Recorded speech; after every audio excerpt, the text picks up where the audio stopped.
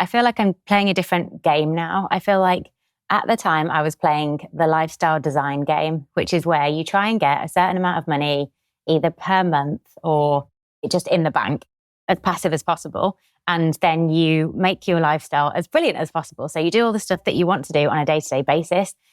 What I realized is that dream lifestyle is a step on the ladder, but it's not the entire ladder. So I think once you take the money out of the equation, once that's just sorted, you've got enough money to not have to work for a long time, maybe forever. You have the time and you do live the life of your dreams, then you can kind of see what's next. So I feel like I've moved from the lifestyle game to the seeing what I'm capable of game, which is very fun. Hey, podcast listener, even if you are alone in your entrepreneurial journey, know that today, right now in your earbuds, you are joined by thousands of entrepreneurs from all around the globe seeking to grow better, more profitable, location-independent businesses. If you'd like to learn more about what we do and download our entire back catalog, check out tropicalmba.com.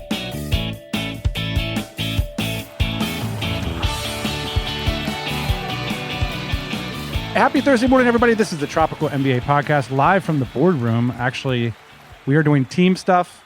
Some of the teams watching us do this, I have performance anxiety right now. I'm having trouble holding the mic. We're in a boardroom. The table is long. There is a whiteboard, but I can still see my bare toes. So we have not strayed too far from where we came from. We've been doing some team building stuff, as they say, in the industry. On Friday, Mad Singers dropped by our team call to give a DISC assessment, which is where everyone on the team ends up being a D, an I, an S, or a C.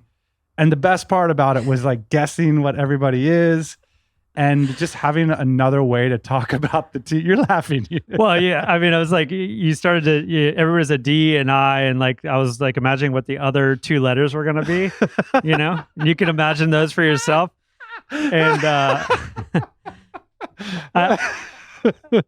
anyways, yeah, it was a good time. So you're all the letters. Exactly.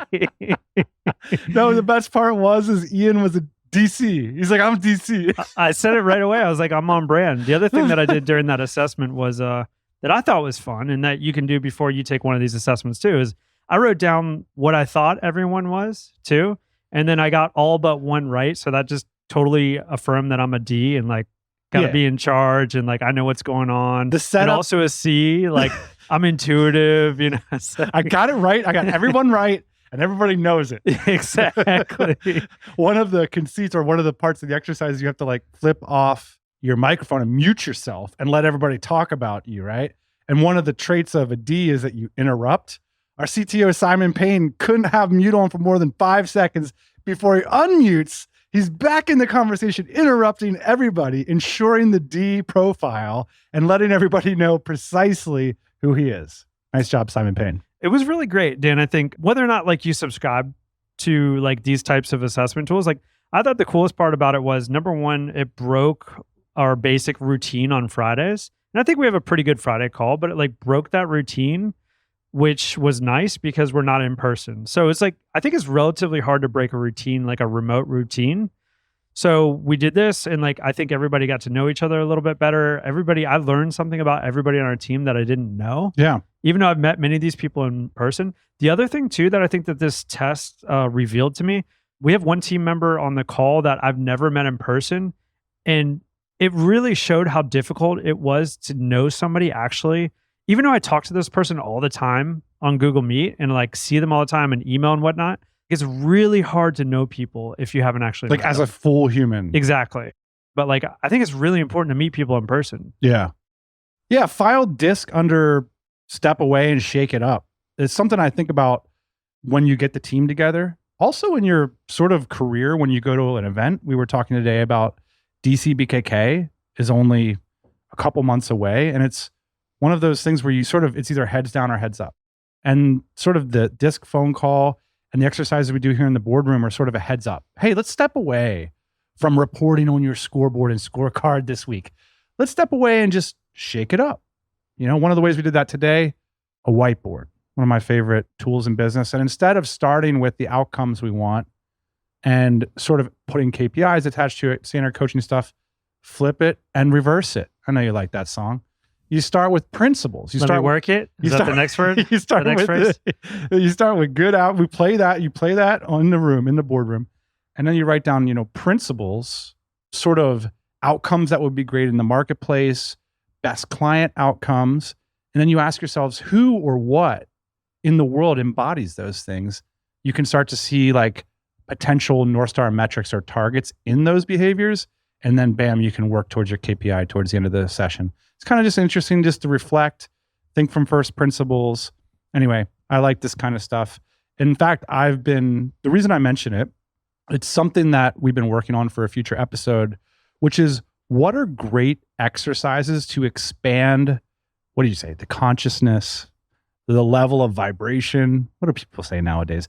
Depends on your drum circle. What are great exercises to do with your team that bonds you together around a mission?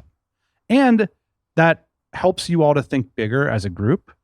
That's what these 2 sessions were about. That's what sitting here in the boardroom's about today. And yeah, file it under, step away, shake it up, think a little bit bigger.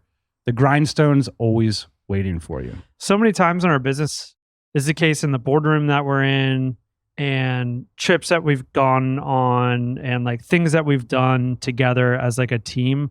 Those are like turning points for things that are to come in the business. Oftentimes we reference like, remember last year in Barcelona when we were sitting in this very office and like we made this decision? Yeah. Most of those decisions, if I'm remembering correctly, and this is survivor's bias, like happened in person. Yeah. You were like, we're going to drop it and reverse it. And I was like, I'm willing to work it. I mean, a couple of them happened on my patio recently in the last 3 years. A couple of them happened in the boardroom. So in person, still underrated, I'd say, for remote teams. Speaking of in person and speaking of events, today's guest, Ian, actually came from a flight that I got onto London. It was a deeply inspiring event. I met a deeply inspiring person who's been on the show previous after she sold her agency. And I said, you got to come back. She has amazing early traction on a new AI startup. And I wanted her to tell the story here today. What do you say we jump into it? The last time we spoke, she had just exited her agency. And in that sort of interim to her next thing, she wrote a book about it called The 10-Year Career, which you can check out. Now she's working on something very exciting. It's called CoachVox.ai. One of the biggest questions we've gotten here at the pod is, what can we do with AI? And today's guest, Jodie Cook, took that challenge head on and freaking did something with it, and also shares the method that she took to do it, which I'll just frame up as she took the who over the how method. And it's really interesting if you're not a technical person, if you're not already into AI, you focus on the who's rather than the hows. That's what Jodie did. She'll describe some of that today. She also talks about building user manuals for your team, talking about different ways to think about teamwork. And get this, Ian, leveraging travel to be more healthy. Sounds like something you would try and sell me on. Today's guest did just that. It was a wonderful conversation with Jodie Cook. We're going to roll it, and we're going to roll it now.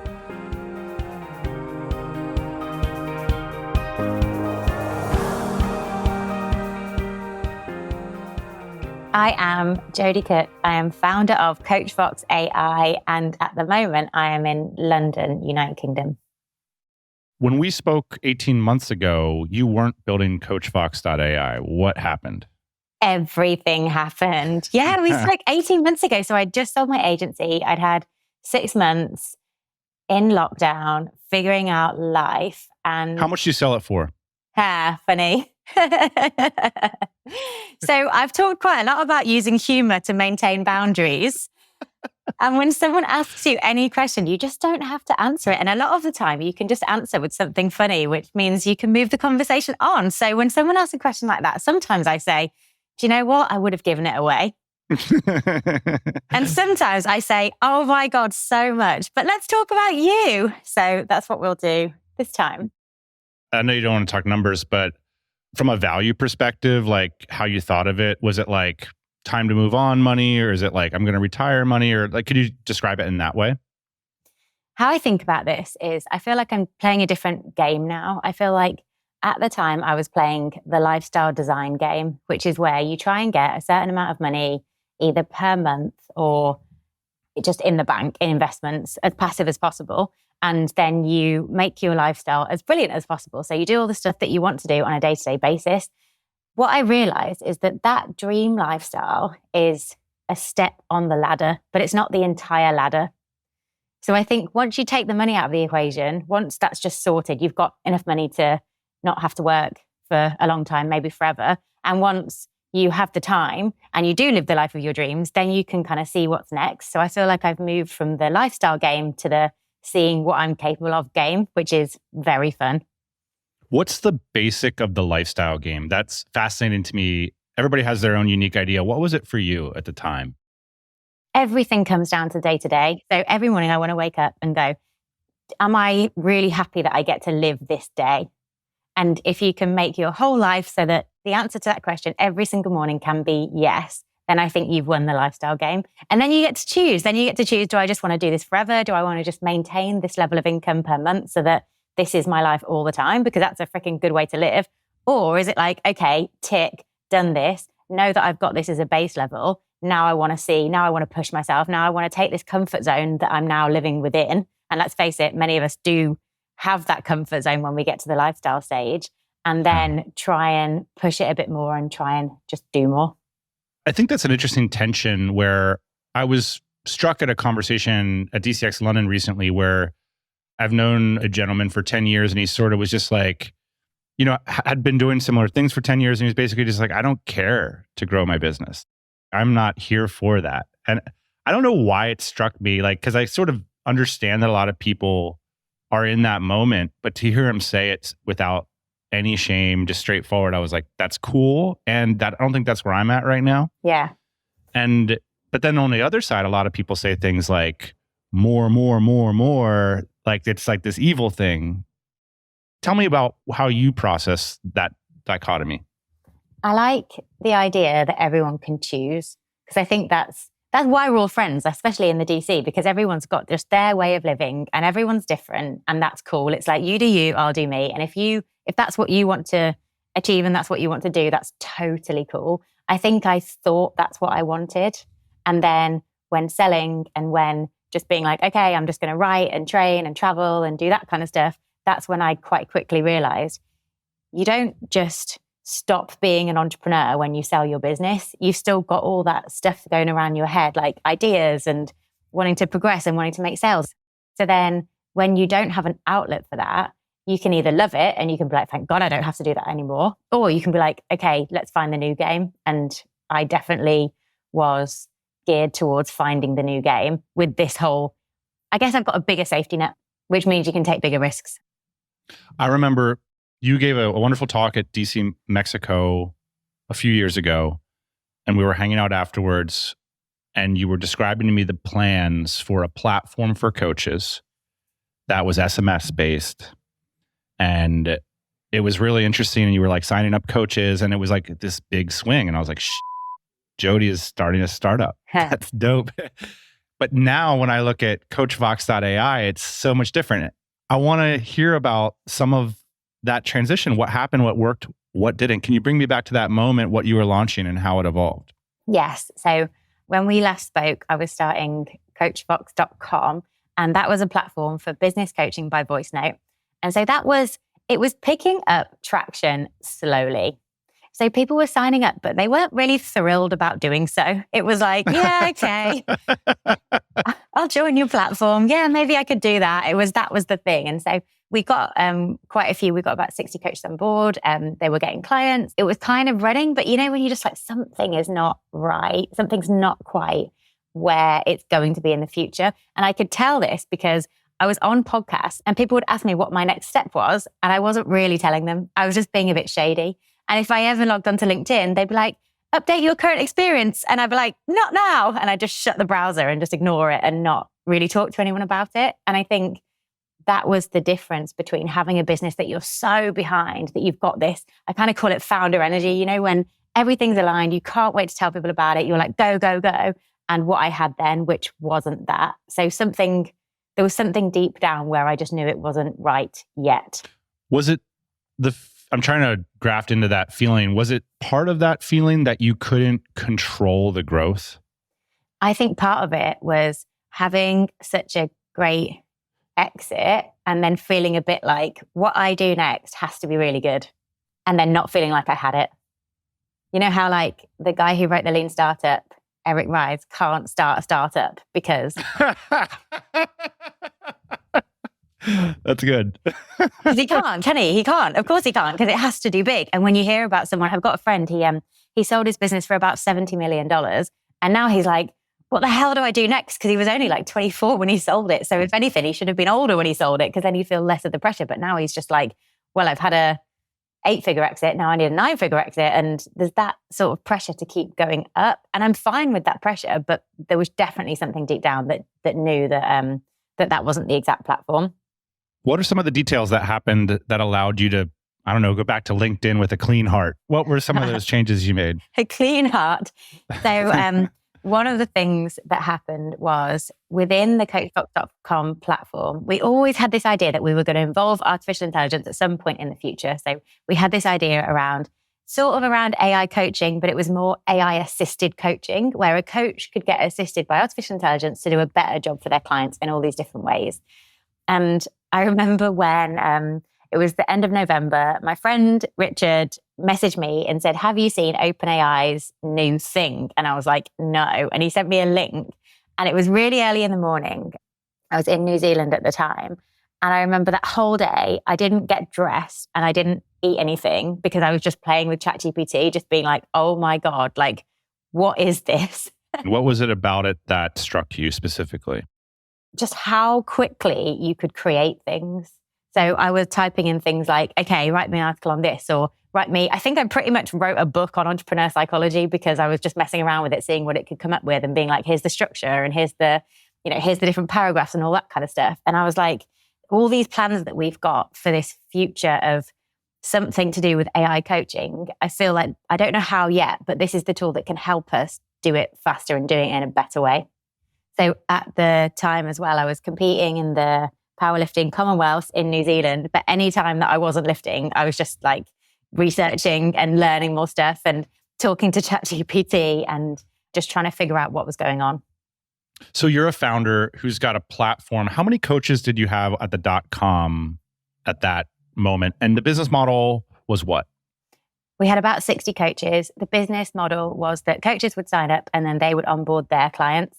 And that was, I guess, another problem because it wasn't a SaaS, it was like a marketplace. And that's very different. And you would make money how? Based on commission, based on 10% of what they charge their clients who they service through our platform. So it would be like, I could be a business coach where I help people build a better podcast, and I would charge my clients, say, $30 a month, and they would text me a certain amount of texts.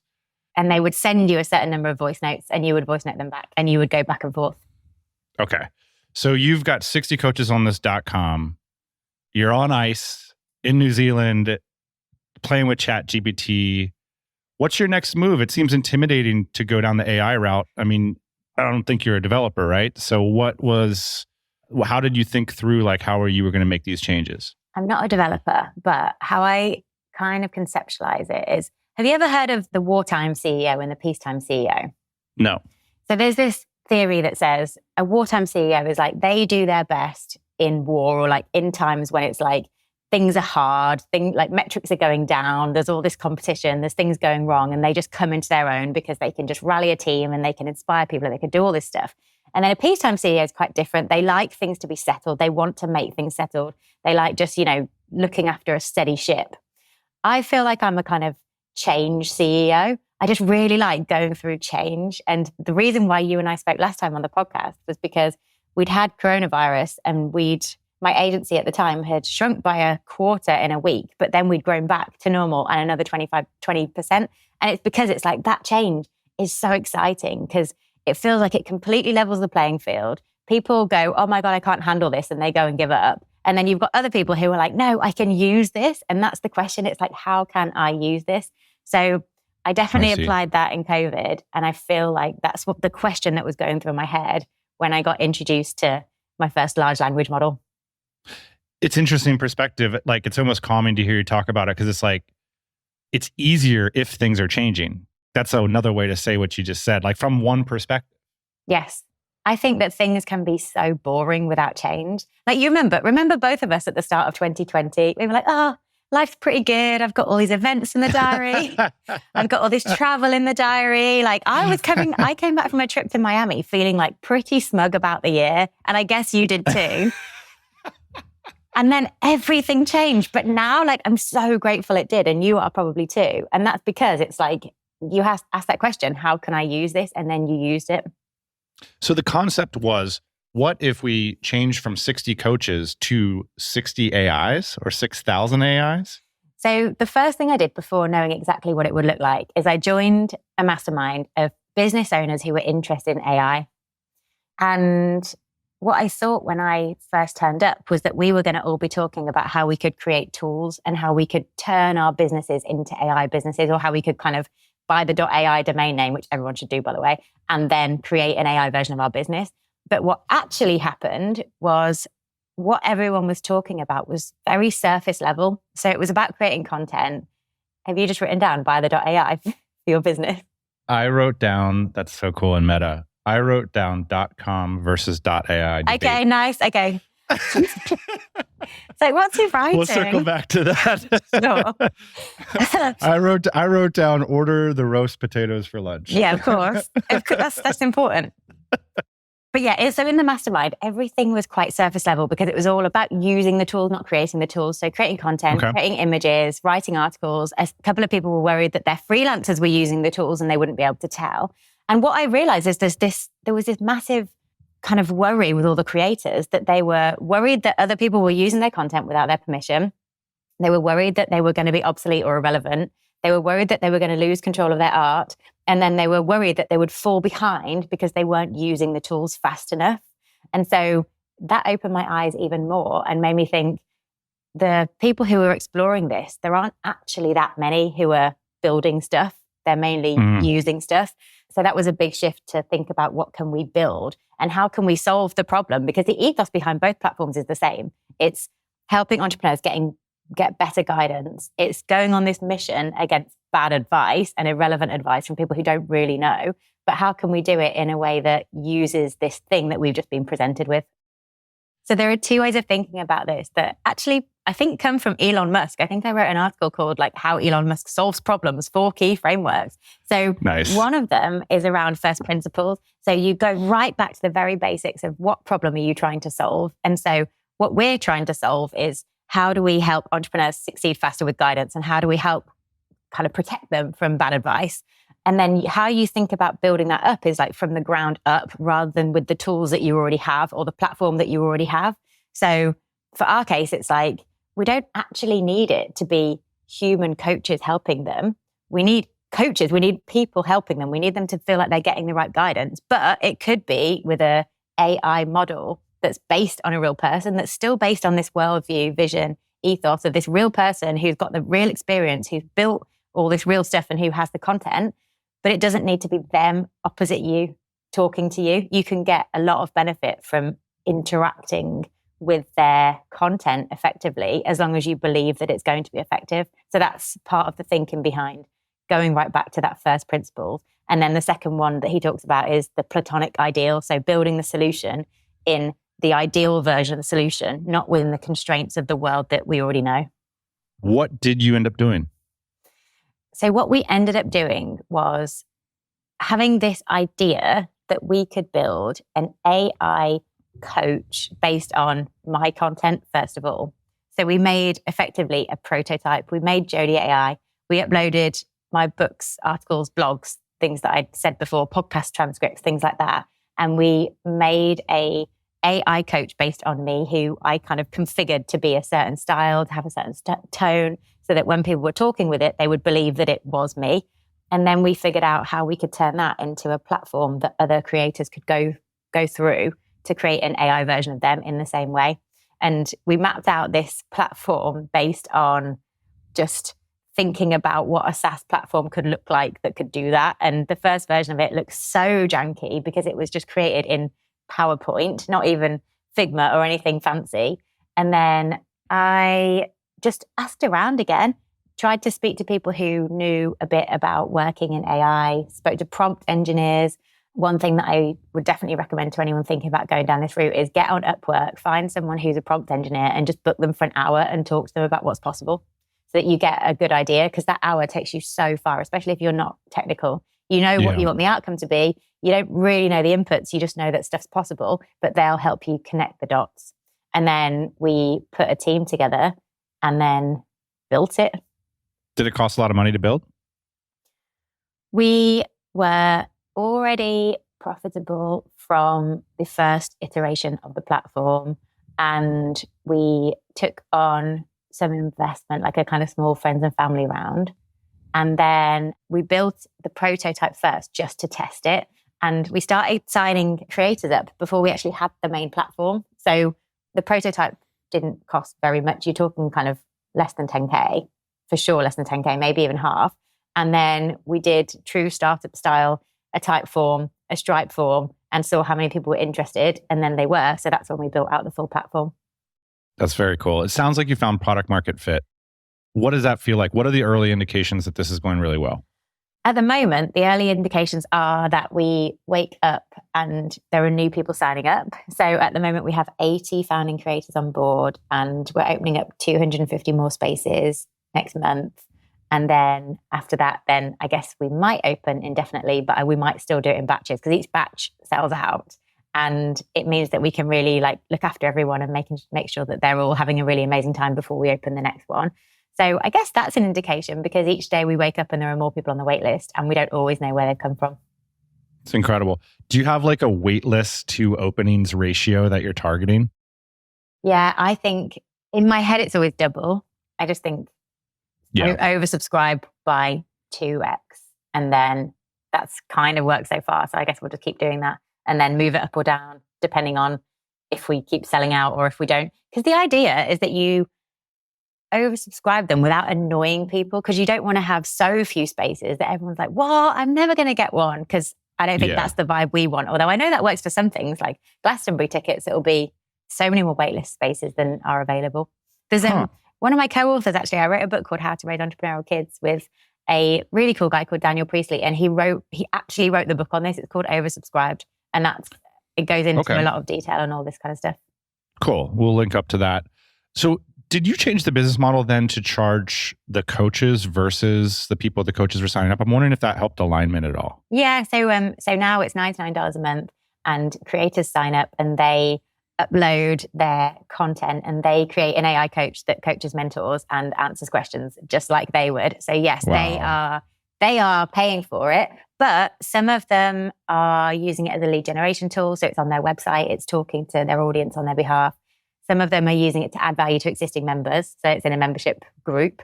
And then a smaller proportion of them, but still some of them, are charging for access to it.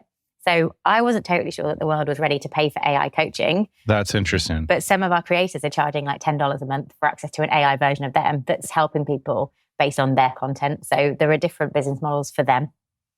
One of the things that Mark Webster brought up to me last week was how critical this idea of client alignment is.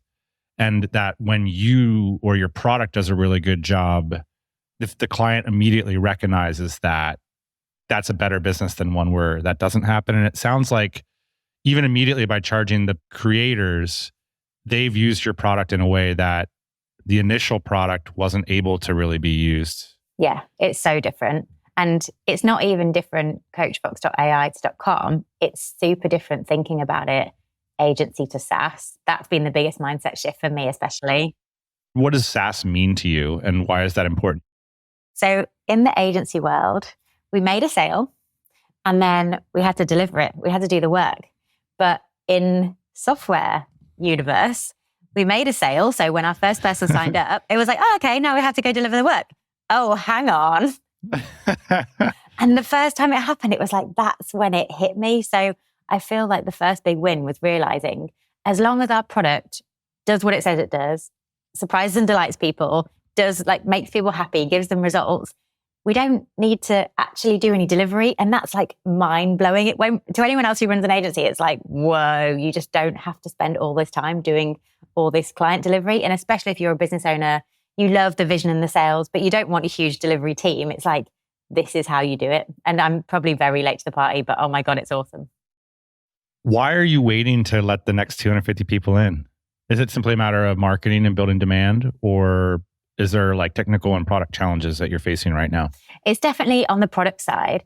It's so exciting right now with what we're creating because we know that we're only scratching the surface of what could be possible with this in the future. Like in the future, our AI coaches are going to be like next level. So for us, it's like working out what's the level that we want to get to before we let more people in. And we feel like there's a bit more we can do. And so having a couple of months before then gives us a lot of time to refine the product, test it out even more, keep talking to the 80 founding creators that we've got on board so far so that when we open the doors, we know that it's a real like proud opening of the doors. And I guess it goes back to the founder energy again. You don't want to open the doors and be selling something that you don't really think is amazing. It's like, you want that. No, honestly, you're going to really, really love this. And it's just getting to that level where we can really confidently say that.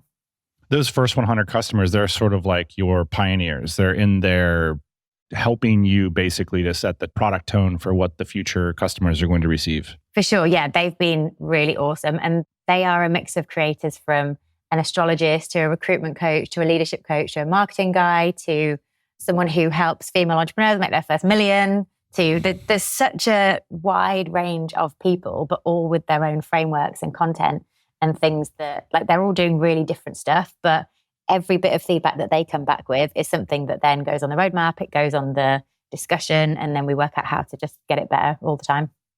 You mentioned you're playing a bigger game. What are the outcomes that you dream of? When we first came up with this business idea, it was all based on this whole set of parameters around what would make a really cool business for us both to run. And this is me and my husband, because I'm the kind of outward facing founder and he's like the behind the scenes founder. So your husband is sort of like a COO and you're like the CEO or president. How do you consider that division?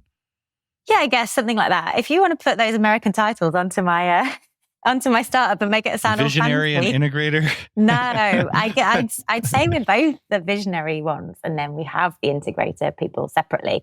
But yeah, it's more like, let's go with outward facing founder and then behind the scenes founder, because I think even when a company's got two founders, they might not both want the kind of the limelight and the press. I guess you and Ian might be similar.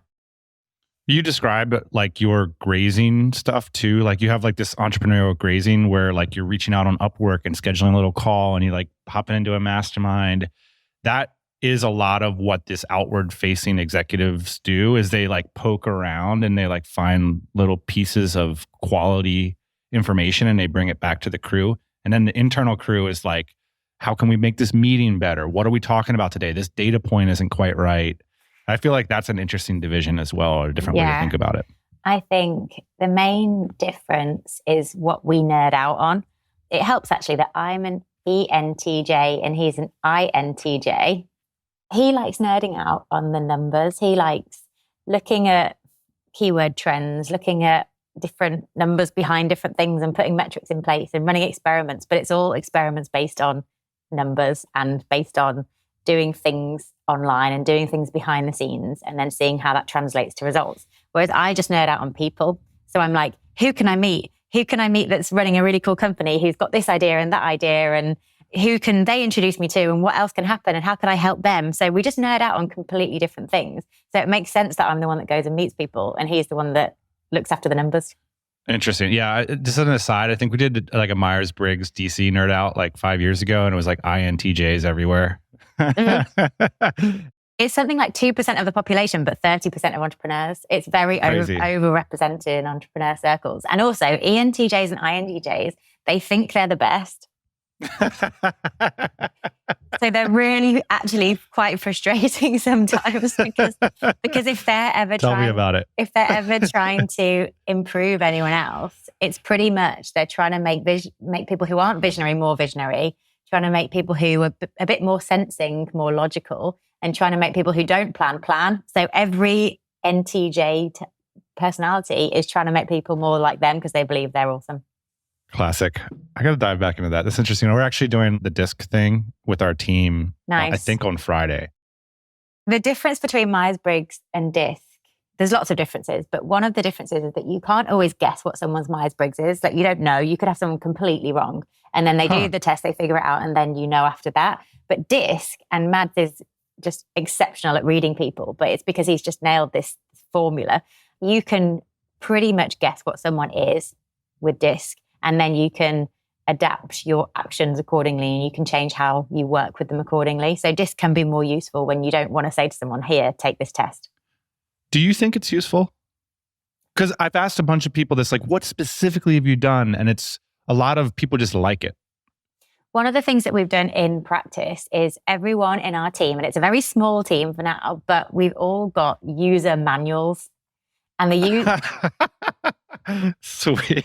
We all are very different people. We all work in very different ways. And so just being able to put your way of working onto paper is so refreshing. So mine is like, I'm an ENTJ. This means this. I'm very direct. Like, I prize integrity. If you do what you say you'll do at the time you'll do it, great. But if you don't, I'll find it very hard to kind of get my trust back up because because integrity is so high. So it's just stuff like that. And it's like, I communicate really directly. Please do so with me. Like, I don't like layers to stuff. So just say what you mean. And just little things like that will just help someone just understand you. And I read everyone else's in great detail because I love knowing how they want to be communicated with and what it means when they do certain things. And the fact that if you said to someone, are you busy tomorrow? And they just message back to say no, someone else might go, oh, they're being rude. Oh, what's wrong? What have I done? But really, it's just like, no, they communicate like that. And it's so refreshing to not have to dig deeper into what someone might be thinking. That's interesting. I'm looking forward to it. One of the things I've kind of noticed is just a small thing that I have a lot of obviously blind spots, but one of them I suspect is that I really like to critique things. And I think I can sometimes see like it's exhausting and or insulting to be critiqued, and so I'm wondering if, how to better frame that in the company in certain interactions. In your user manual, it could say that. It could say, I like to critique things. Critiquing things is my love language. It means I like it, or else I would give up on it. Yes.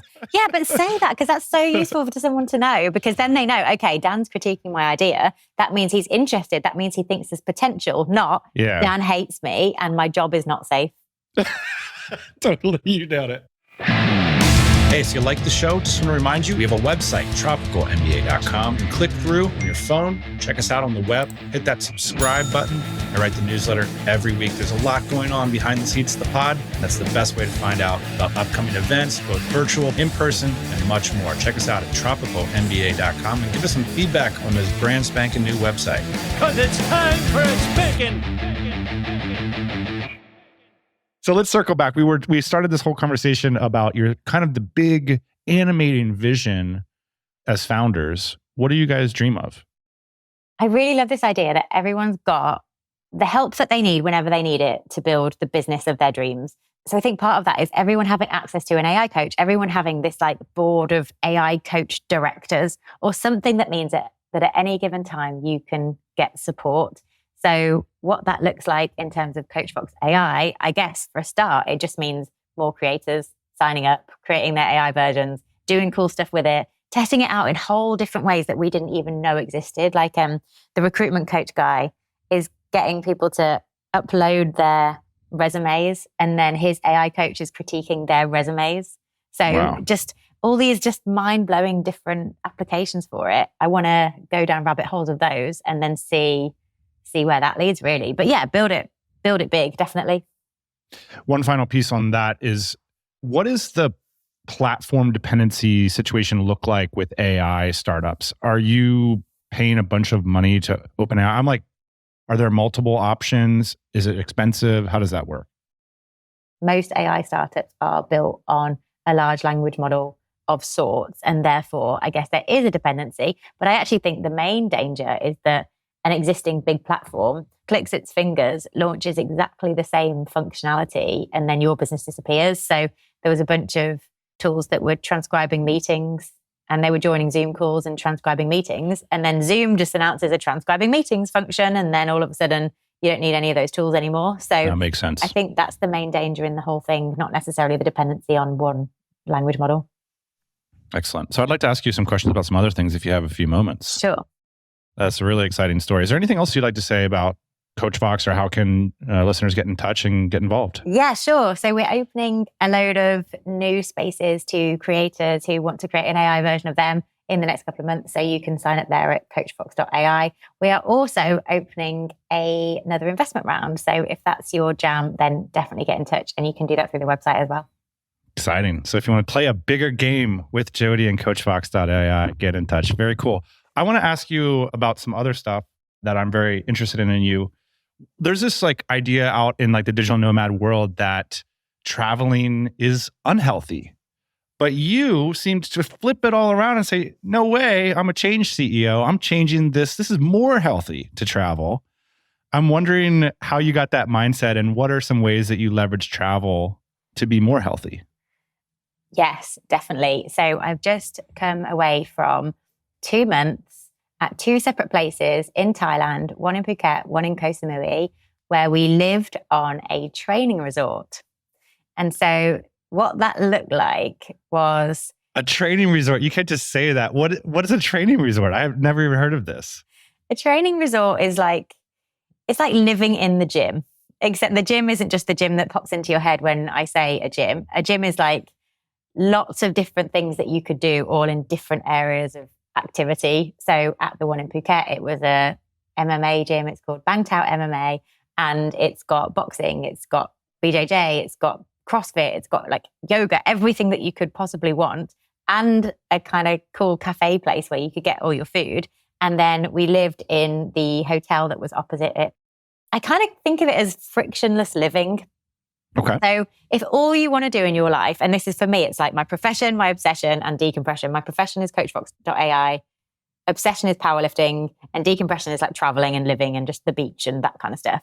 And so if all you want to do is those 3 things, you need to work out how to take out everything else. And everything else includes like, I don't know, cleaning, making food, thinking about what to wear, all those stupid decisions that zap away so much of your energy that you just don't need. Living on a training resort is the answer, because you're not doing anything other than training and working, and everything else is taken care of for you. So it means you can just make much healthier, sustainable decisions. And by the end of that month there, you don't feel like, oh my God, I've overindulged. I've like turned into a big messy slob and I haven't done any work. You feel like, okay, I'm ready to go again. It's exciting. It feels like those sorts of trips have the potential to bring about breakthroughs in people's lives, whether it's physical or professional. Yeah, I think so. A big part of what I do, especially between profession and obsession, is I guard the boundaries between them so hard. So I never use my phone in the gym, ever. Just focus on doing the lifts or doing whatever you're doing. And then it means that when you do get to your laptop, when you're ready to work, you've just got all these ideas and you've got the solutions to problems, because your default mode network, like your subconscious mind, has been working on them for that whole time. But if we're always just checking notifications, checking things that are going on, your brainwaves never get the chance to get into that level. So they're just always like a hamster looking around for the next dopamine hit. A few things. Do you come into these months with a specific obsession goal in terms of a training block? And do you prioritize that over your profession? Do you prefer to work out after a professional block or before?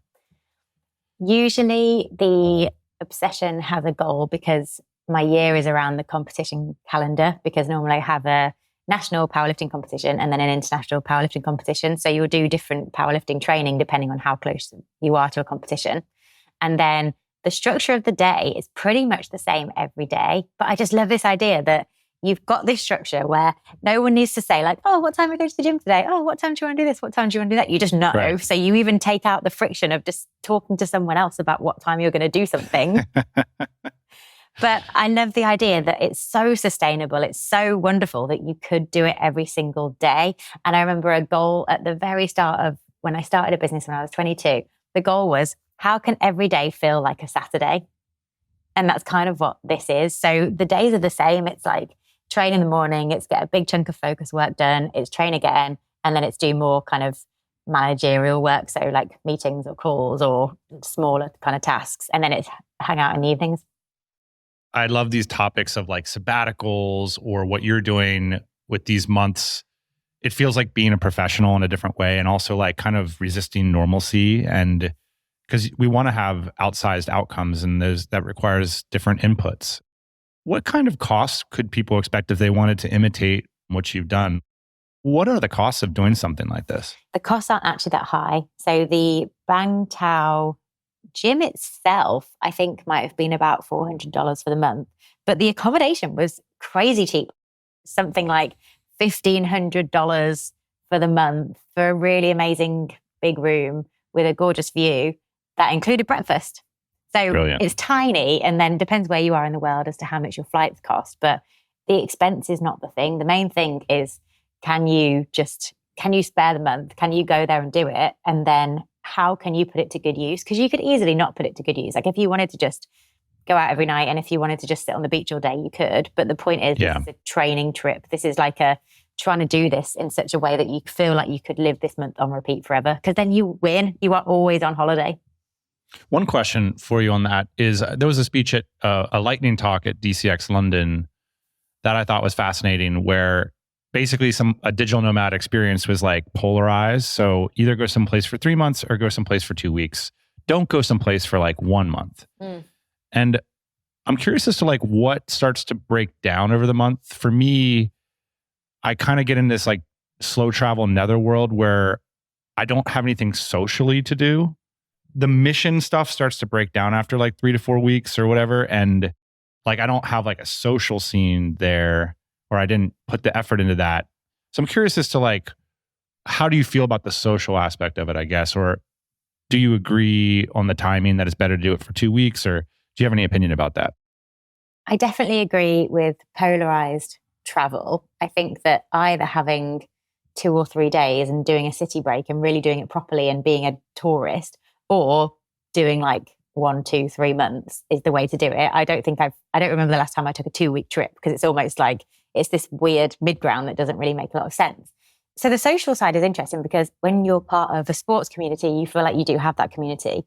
And I put something on my Instagram the other day. I was like, did we meet in a gym? And it was a poll to everyone on my Instagram. And it was like 65% yes.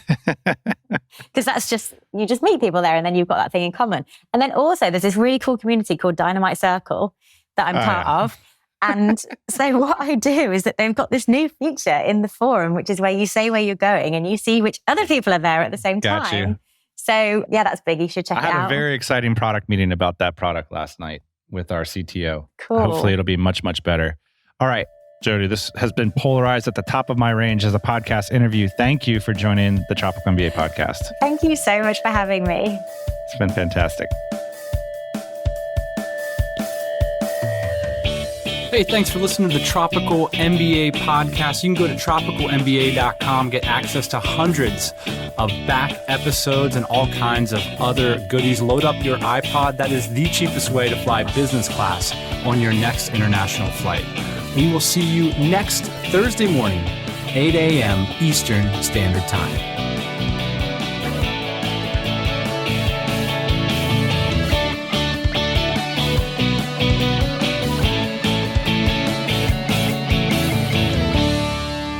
Daddy.